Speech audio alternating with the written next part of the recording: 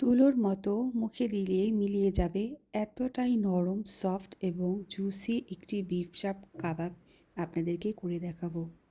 পোড়া কাবাব তো অনেকেই খেয়েছেন, কিন্তু আজকে আপনাদেরকে একটা এমন রেসিপি করে দেখাবো যেটা আপনারা সহজে বাসায় তৈরি করতে পারবেন এবং নিজে বানিয়ে অবাক হয়ে যাবেন। এটা এতটাই সফট এবং মুখে স্বাদ লেগে থাকার মতো একটা রেসিপি হবে।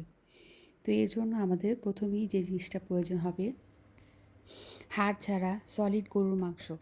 গরুর মাংসগুলোকে আমি এখানে কেটে নিয়েছি এবং আপনারাও চেষ্টা করবেন এভাবে থেতো করে নিতে। থেতো করে নিলে মশলাগুলো যেরকম সুন্দরভাবে প্রবেশ করবে, তেমনটাই খেতেও কিন্তু কোনো রকম চিউই ভাব থাকবে না। তো চেষ্টা করবেন একে একে ধরে ধরে, হতে পারে আপনার কাছে যদি পুঁতা থাকে পাটা পুঁতার সাহায্যে করতে পারেন বা হ্যামার দিয়ে করতে পারেন, যার যেভাবে সুবিধা। আমি এখানে একটি হামানদিস্তার দিয়ে জিনিসটা করে নিচ্ছি। তো সহজেই কিন্তু করতে পারবেন, কোনো ঝামেলা নেই, খুব ইজি একটা প্রসেস। তো এখন আমাদের সবগুলো মাংস থেতো করে নেওয়া হয়ে গেলে এখানে আমি ম্যারিনেশনে চলে যাচ্ছি। সবার আগে এখানে 2 চা চামচ আদা রসুন বাটা দিয়েছি, তারপর দিয়েছি সরিষা বাটা। আমার কাছে ফ্রোজেন সরিষা বাটাটা ছিল, তাই এটা ইউজ করছি। অবশ্যই সরিষা বাটাটা সাদা সরিষা হতে হবে। তারপর এখানে দিয়ে দিচ্ছি সয়া সস, আর সব কিছুর কোয়ান্টিটি আমি কিন্তু স্ক্রিনে লিখে দিয়েছি। এখন দিয়ে দিচ্ছি লাল মরিচ গুঁড়া, হলুদ গুঁড়া, ধনিয়া গুঁড়া, জিরা গুঁড়া এবং গরম মশলা গুঁড়া। আপনারা এখানে চাইলে যে কোনো ভালো ব্র্যান্ডের কাবাবের মশলা যে পাওয়া যায় সেটাও ইউজ করতে পারেন। টমেটো সস দিয়েছি, আর দিয়েছি লেবু রস, আর সামান্য করে সরিষা তেল, আর টেস্টিং সল্ট এখানে দিয়ে দিচ্ছি, আর সামান্য একটু লবণ। সব কিছুকে খুব সুন্দর করে মাখিয়ে আমি জিনিসটাকে ম্যারিনেট করব। আর অবশ্যই একটা একটা করে পিস ধরে সুন্দর করে মশলাটা গায়ে মাখতে হবে। আর সবচেয়ে যে ইম্পর্টেন্ট যে বিষয়টা, আপনি এই অবস্থাতে একবারে লবণটা ইউজ করবেন না।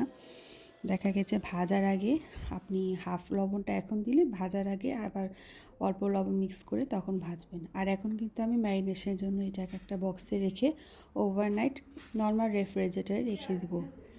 পারফেক্ট কাবাবের টেস্ট পেতে হলে কিন্তু ম্যারিনেশনটা অবশ্যই জরুরি। তো ম্যারিনেশন কমপ্লিট হয়ে গেলে আমি পরের দিন এখন বের করে নিচ্ছি। এখন আমি এটাকে পুরোপুরি নর্মাল করে নিয়েছি।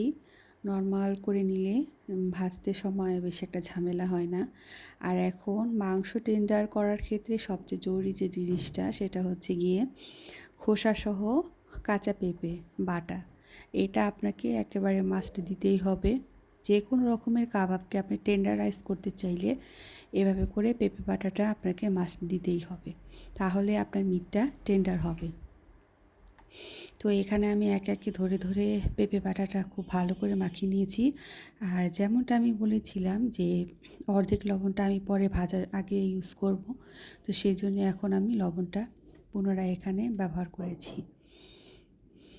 তো এখন খুব সুন্দর করে সব কিছু মাখানো হয়ে গেছে। আমি এখানে প্যানে তেল দিয়ে দিয়েছি। ভাজার জন্য কিন্তু এখানে অতিরিক্ত পরিমাণে তেলের কোনো প্রয়োজন নেই, অনেকটা ছ্যাঁকা তেলেই ভাজা হবে জিনিসটা। আর বাইন্ডিংয়ের জন্য আমাদের এখানে সবচেয়ে বেশি ইম্পর্ট্যান্ট যে জিনিসটা প্রয়োজন হবে, সেটা হচ্ছে গিয়ে বেসন। আমি একটা একটা করে মাংসের পিস ধরবো এবং বেসনের মধ্যে এপিট ওপিট করিয়ে ডাস্ট করে জিনিসটাকে লাগিয়ে নিব, আর ডিরেক্ট দিয়ে দিব গরম প্যানে। তো এভাবেই একে একে ভেজে নিতে হবে। দেখতেই পাচ্ছেন বন্ধুরা, আজকের পর থেকে আপনাকে কেউ বলতে পারবে না যে আপনি চাপ রান্না করতে পারেন না। বন্যা কিন্তু আপনাদেরকে ঠিক দেখিয়ে দিল। তো এভাবেই করে বানিয়ে খাবেন। আর আমার রেসিপিটা যদি ভালো লাগে অবশ্যই আমার সাথে একটু শেয়ার করবেন। আপনাদের কমেন্টে আশায় রইলাম, আশা করছি আপনাদের কাছে খুব পছন্দ হবে। ভাত দিয়ে খান অথবা পরোটা, তারপর গিয়ে নান রুটি, সব কিছুর সাথে কিন্তু পারফেক্ট যাবে। আপনাকে যে জিনিসটা করতে হবে, সাইড ডিশ হিসাবে পাশে রাখবেন টক দই, আর সেই টক দইয়ের মধ্যে বিট লবণ, চিনি পরিমাণ মতো দিয়ে শসা কুচি দিয়ে মিক্স করে একটা সালাদ তৈরি করে নেবেন।